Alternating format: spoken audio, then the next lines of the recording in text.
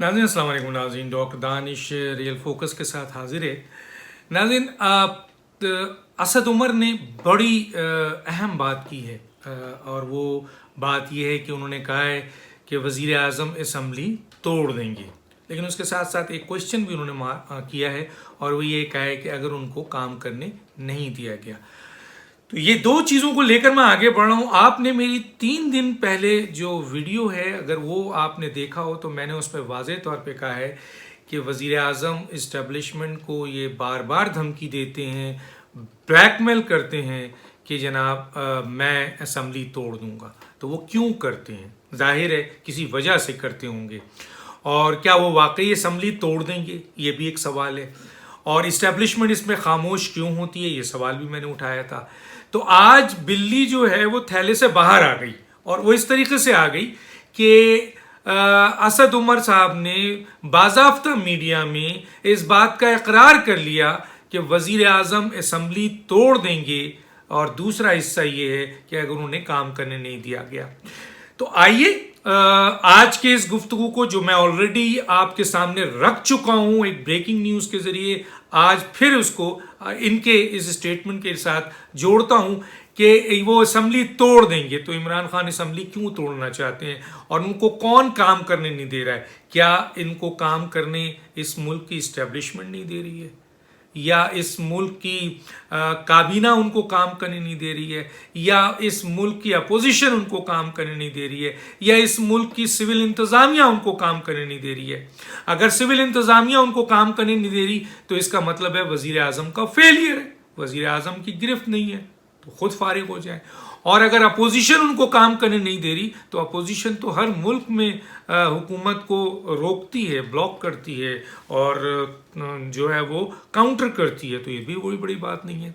तीसरी चीज़ आती है कि काबीना काम नहीं करने दे रही है। तो अगर इनकी काबीना, जो इनकी अपनी सिलेक्टेड काबीना है, जिनमें ज़्यादातर वो लोग हैं जो इनके अपने लाए हुए हैं, तो फिर वो भी अगर काम नहीं करने दे रहे हैं तो वज़ीर आज़म इसमें भी आपका फेलियर है, बहुत बड़ा फेलियर है। अब चौथा पॉइंट आ जाता है जो मैंने इस्टेब्लिश किया था कि जी इस्टेब्लिशमेंट इनको काम करने नहीं दे रही।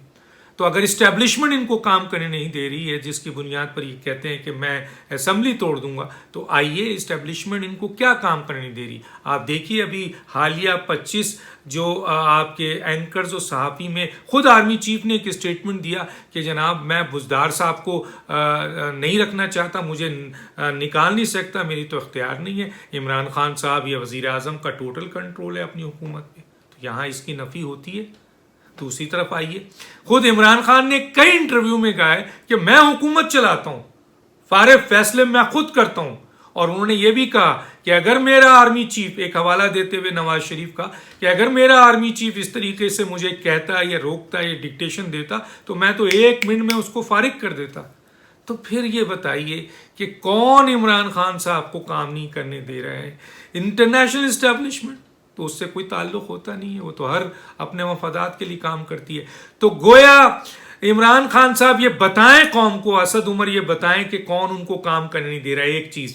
और दूसरा ये कि इस्टेब्लिशमेंट, मैंने जैसे कहा कि ये ब्लैकमेलिंग इमरान खान आज से नहीं कर रहे हैं, गुज़िश्ता चंद महीनों से वाज़ेह तौर पर इस्टेब्लिशमेंट को धमकी देते हैं कि अगर मैं असम्बली तोड़ दूंगा तो असम्बली, इस अभी हालिया क्या हुआ था जब 25 एंकर्स और आपके सहाफ़ियों को बुलाया आर्मी चीफ ने, और वज़ीर आज़म को कोई ख़बर नहीं, वज़ीर इत्तलात को कोई ख़बर नहीं, और उससे मुल्क के अहम तरीन मामलात पे डिस्कशन हुआ। चंद चीज़ें तो मार्केट में आ गई हैं, लेकिन बहुत अहम चीज़ें अभी भी नहीं सामने आई हैं जो वहाँ डिस्कशन हुआ था। हो यकीनन इमरान साहब का तक वो बात पहुँच गई होगी, वो तो बहुत आग बबूला है, बहुत गुस्से में है, और फिर उन्होंने ये नारा लगाया था कि मैं असम्बली तोड़ दूंगा। तो ये एक ब्लैकमेलिंग है या वाकई इमरान खान साहब हुकूमत तोड़ना चाहते हैं? तो सवाल ये है, मैं इस बात को समझता हूँ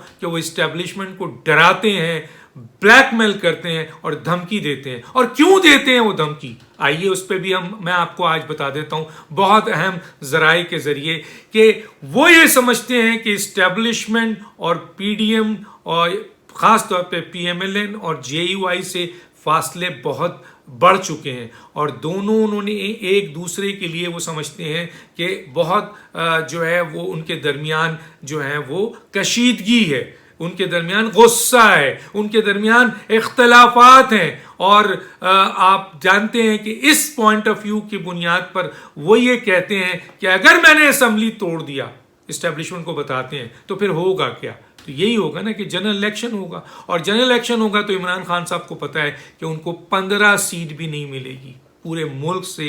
अगर इस्टेब्लिशमेंट साथ ना दे तो उनको 15 सीट पे नहीं मिलेगी। तो उनको अपनी फिक्र नहीं है, बल्कि वो इस्टेब्लिशमेंट को बता रहे हैं कि अगर मुझे 15 सीट नहीं मिलती तो कौन हुकूमत में आएगा?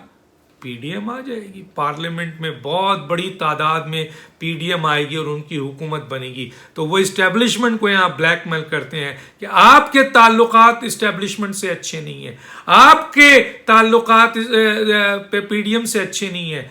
पीडीएम और आपके दरमियान शदीद इस वक्त जो है ना वो बातों की भी जंग हो रही है और बहुत से इख्तलाफात सामने आए हैं। तो वो इस्टेब्लिशमेंट को बता रहे हैं कि अगर पीडीएम आ जाएगी, जो कि ऑलरेडी जलसे और जुलूसों में आपके नाम भी ले रही है, तो जब वो आएगी तो वो आपका एहतसाब करेगी, यानी इस्टेब्लिशमेंट का एहतसाब करेगी। कौन करेगा? पीडीएम करेगी, नवाज शरीफ साहब करेंगे, मौलाना फजल रहमान साहब करेंगे। तो इमरान खान साहब इस्टेब्लिशमेंट को बताते हैं कि फिर क्या होगा। और इस सूरत हाल में यह बात पर इस्टेब्लिशमेंट काफी हद तक खामोश हो जाती है। बिल्कुल, वरना बुजदार को हटाने के लिए इस्टेब्लिशमेंट को कितनी देर लगेगी? तरीन गिरा दो, गिर गया। इत्तेहादियों गिरा दो, गिर गया। पीटीआई के अपने लोग गिरा दो, गिर गया इमरान खान को। लेकिन इस्टेब्लिशमेंट नहीं कर रही, जिसकी ख्वाहिश का इजहार आर्मी चीफ ने भी किया। महमूद साहब को फारिग क्यों नहीं करती है केपीके के वजीर आला को? 1 सेकंड लगेगा, लेकिन नहीं करती। तोड़ दूंगा असेंबली। आजम खान को हटाओ, क्यों नहीं हटाते? तोड़ दूंगा असेंबली। हर उस बात पे इमरान खान साहब कहते हैं तोड़ दूंगा असेंबली। तो गोया वो ये बताना चाहते हैं इस्टेब्लिशमेंट को कि असेंबली के टूटने से जनरल इलेक्शन होगा, जनरल इलेक्शन से पीडीएम ने आना है, नवाज शरीफ भारी अक्सरियत से आएगा। तो फिर इस्टेब्लिशमेंट के चंद अहम लोगों का क्या होगा जिनके इख्तलाफात बढ़ रहे हैं? ये है ब्लैकमेलिंग, ये बड़ी ब्लैकमेलिंग है इमरान खान की। लेकिन क्या अब भी ये ब्लैकमेलिंग इमरान खान की चलेगी? नहीं, अब इमरान खान साहब की ये वाली ब्लैकमेलिंग अब शायद ना चले। जाहिर है इस्टेब्लिशमेंट कब तक इन चीज़ों को लेकर चलेगी और सुनेगी इनकी बात। और लाई भी है, लाइबिलिटीज़ भी उन पर बढ़ गई है, पूरी दुनिया में उनकी बदनामी हो रही है। और इमरान खान साहब इनको धमकी भी देते हैं। और हुकूमत नाकाम है, मईशत ख़राब है, पैसा है नहीं, और इस्टेब्लिशमेंट को भी पैसा चाहिए। तो कब तक रुकेगी?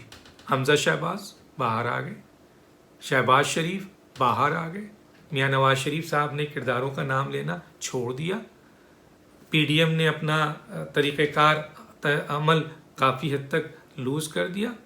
एक बहुत अहम ऑफिसर की जो है वो उनको हटा दिया गया। और इसी तरीके से जो है वो एक कौमी हुकूमत का सिलसिला सामने आने लगा। ये क्या है? इस्टेब्लिशमेंट ने भी तो कोई अपना काम करना है ना। ये आपकी ये धमकियां बार बार चलेंगी, जिसकी असद उमर साहब ने इस्टेब्लिश कर दिया है कि इमरान खान साहब धमकी देते हैं। तो इमरान खान साहब, आप सिर्फ धमकी देते हैं, आप असेंबली तोड़ेंगे नहीं, क्योंकि आपको ये ख्याल है कि अगर असेंबली टूटेगी तो मुझे तो वैसे भी नुकसान होने ही है अब हमेशा के लिए। लेकिन इन किरदारों को भी आप धमकी देते हैं जिनके कुछ मफादात आपसे वाबस्ता होंगे, बिल्कुल होंगे। तो शायद आप उनको इस बात पे धमकी देते हैं कि ये मफादात इस्टेब्लिशमेंट के जो मेरे ज़रिए हो सकते हैं वो पीडीएम के ज़रिए नहीं होंगे। शायद ये भी हो, माजी में कुछ लोग आपके किरदार की बुनियाद पर कहते हैं कि जब आपको अगर दोबारा इलेक्ट कर दिया जाए तो इस्टेब्लिशमेंट के उन किरदारों की मफादात को भी आप कुचल देंगे, क्योंकि आपका माइंडसेट हमेशा इस्टेब्लिशमेंट के खिलाफ रहा है। और जीतने के बाद तो फिर आपके पास दूसरा ऑप्शन होगा नहीं। तो बज़ाहिर जनरल इलेक्शन होता है तो 15 सीटें भी आपको नहीं मिले। तो ये है नाजरीन इमरान खान की धमकी। और तोड़ेंगे नहीं तोड़ेंगे, वो धमकी दे रहे हैं। इस्टेब्लिशमेंट कल तक उनकी इस धमकी पे खामोश थी, क्या आज भी खामोश रहेगी? शायद नहीं रहेगी। मामलात आगे बढ़ चुके हैं, मामला बहुत आगे बढ़ चुके हैं और शायद इमरान खान साहब धमकी देते रहे कुछ ऐसी तब्दीली आ जाएगी सुप्रीम कोर्ट में या कोई ऐसी तब्दीली आ जाएगी पार्लियामेंट में कि इमरान खान साहब खुद घर चले जाएंगे धमकी देते देते, और मामलात जो दूसरों के इख्तलाफात थे वो मुल्क के बेहतरीन मफाद में तय हो जाएंगे। ये थे चंद अहम बातें। एक अहम वीडियो के साथ ज़रूर हाजिर होऊंगा। मेरे चैनल को सब्सक्राइब करें, अपने व्यूज़ ज़रूर दीजिएगा। बहुत अहम इंटरव्यू है ये, बहुत अहम वीडियो है। इस वीडियो के एक एक लफ्ज़ को गौर कीजिए। डॉक्टर दानिश को याद दीजिए। अल्लाह हाफिज़।